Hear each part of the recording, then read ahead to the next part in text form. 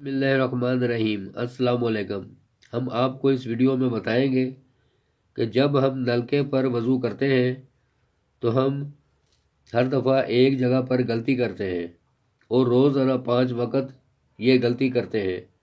یہ جاننے کے لیے ہماری ویڈیو کو مکمل دیکھیں اور ہمارے چینل کو سبسکرائب بھی کریں اور ویڈیو کو لائک بھی کریں۔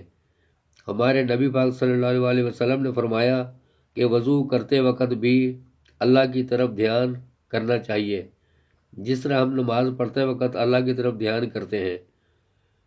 پھر آپ صلی اللہ علیہ وسلم نے صحابہ کرام کو وضو کرنے کا طریقہ بتایا اور فرمایا جو بھی صحیح طریقے سے وضو کر کے نماز پڑھے گا تو وہ جنت میں جائے گا۔ نلکے پر ہم سنت کے مطابق وضو صحیح کرتے ہیں، لیکن ایک جگہ پر ہم غلطی کرتے ہیں۔ جب ہم پاؤں دھوتے ہیں تو نلکا چلاتے ہیں اور پاؤں آگے کر لیتے ہیں۔